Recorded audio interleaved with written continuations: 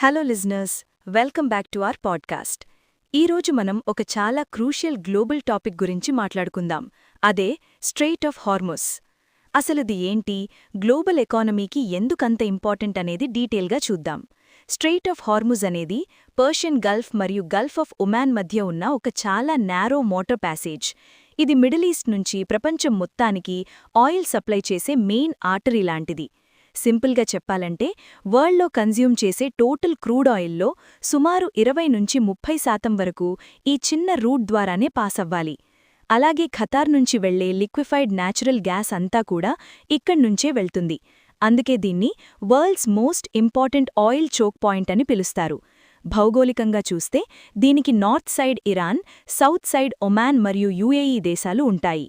ఈ వాటర్ మార్గం కేవలం 39 కిలోమీటర్ల వెడల్పు మాత్రమే ఉంటుంది. ఇప్పుడిది స్టాక్ మార్కెట్స్కి ఎందుకంత ఇంపార్టెంట్ అని మీకు డౌట్ రావచ్చు. గ్లోబల్ ఎకానమీ మరియు స్టాక్ మార్కెట్స్ దీనిమీద చాలా డీప్గా డిపెండ్ అయ్యున్నాయి.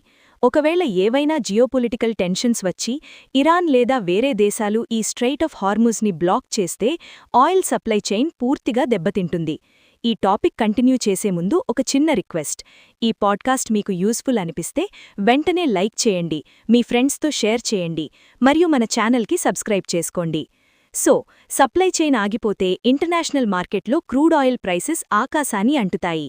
ఆయిల్ ప్రైసెస్ పెరిగితే దాని ఇంపాక్ట్ డైరెక్ట్గా గ్లోబల్ ఇన్ఫ్లేషన్ పైన పడుతుంది.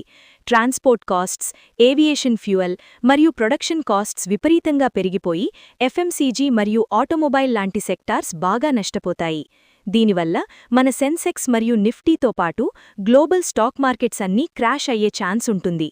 కేవలం ఆయిల్ అండ్ గ్యాస్ స్టాక్స్ మాత్రమే ఈ టైంలో కొంచెం పాజిటివ్గా రియాక్ట్ అవుతాయి.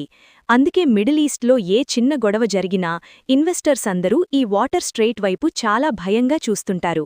ఇది కేవలం ఒక సముద్ర మార్గం మాత్రమే కాదు, గ్లోబల్ ఎకానమీని డ్రైవ్ చేసే ఒక పవర్ఫుల్ స్విచ్ అని చెప్పచ్చు. డిస్క్లేమర్: ఈ పాడ్కాస్ట్లో ప్రొవైడ్ చేసిన ఇన్ఫర్మేషన్ కేవలం ఎడ్యుకేషనల్ పర్పస్ కోసం మాత్రమే. ఇది ఎలాంటి ఫైనాన్షియల్ లేదా ఇన్వెస్ట్మెంట్ అడ్వైస్ కాదు.